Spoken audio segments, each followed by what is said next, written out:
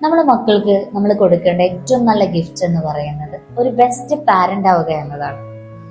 മക്കൾക്ക് പ്രയോറിറ്റി കൊടുക്കേണ്ട 4 സമയങ്ങളുണ്ട്. അതിൽ ഒന്നാമതാണ് കിടന്നുറങ്ങുന്ന സമയം. പല മക്കളും പഠനത്തിന്റെ പേരിൽ വഴക്കിട്ട് അങ്ങനെ പോയി കിടന്നുറങ്ങുന്ന അവസ്ഥയായിരിക്കാം. അതല്ല എങ്കിൽ ഉമ്മമാരും മറ്റു തിരക്കിലായിരിക്കും, മറ്റു മക്കൾക്ക് ഭക്ഷണം കൊടുക്കുന്ന തിരക്കില്. അതല്ല എങ്കിൽ രക്ഷിതാക്കള് മറ്റു തിരക്കുകളിൽ പെട്ട് കുട്ടികൾ പോയി തനിയെ കിടന്നുറങ്ങുന്നു. ഈ ഒരു അവസ്ഥ ഒഴിവാക്കിക്കൊണ്ട് ആ സമയം നമ്മൾ അവരെ ചേർത്ത് പിടിച്ച് അവരെ തലോടി നെറ്റിയിലൊരു ചുംബനൊക്കെ കൊടുത്ത് നല്ല വാക്കുകൾ പറഞ്ഞ് അവരെ കിടത്തി ഉറക്കണം. കാരണം അവരെ കേൾക്കാനും അവർക്ക് പറയാനും ഒരാളുണ്ട് എന്നുള്ള വിശ്വാസത്തിൽ സമാധാനമായിട്ട് അവർക്ക് ഉറങ്ങാൻ പറ്റണം. രണ്ടാമത്തെ സമയമാണ് ഉണരുന്ന സമയം.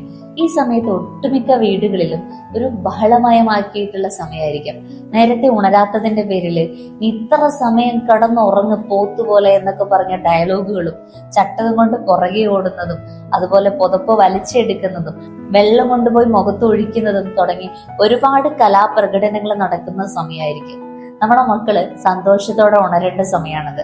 അവരെ ഇങ്ങ് നല്ല കുട്ടിയായിട്ട് ഉണരാനുള്ള അഫോർമേഷൻ കിടക്കുമ്പോ തന്നെ കൊടുത്തു കഴിഞ്ഞാല് രാവിലെ നല്ല മക്കളായിട്ട് അവർ ഉണരും. ആ സമയത്ത് നല്ല വിശ്വസ് പറഞ്ഞ് പുഞ്ചിരിച്ച മുഖത്തോടു കൂടെ നെറ്റിലൊരു ചുംബനം കൊടുത്ത് നല്ലൊരു തുടക്കമാണ് അവർക്ക് നമ്മൾ കൊടുക്കേണ്ടത്.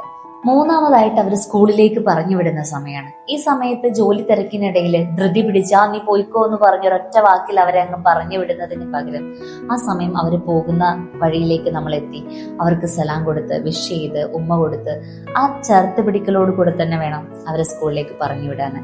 തിരിച്ചു വരുന്ന സമയം അതുപോലെ വളരെ ഇമ്പോർട്ടന്റ് ആണ്. അവരെ കാത്ത് വീട്ടിൽ ഒരാൾ ഇരിക്കുന്നുണ്ട് എന്ന തോട്ടില് അവർക്ക് വീട്ടിലേക്ക് വരാനുള്ള ഒരു ആഗ്രഹം അവരുടെ മനസ്സിൽ ജനിപ്പിക്കുന്നതാവണം നമ്മുടെ ഇടപെടല്. ഈ 4 സമയത്തും കൃത്യമായ രീതിയിൽ പാരന്റ് ഇടപെടുകയാണ് എങ്കിൽ നല്ല മക്കളായിട്ട് നമ്മുടെ മക്കളെ നമുക്ക് വളർത്തിയെടുക്കാൻ സാധിക്കും.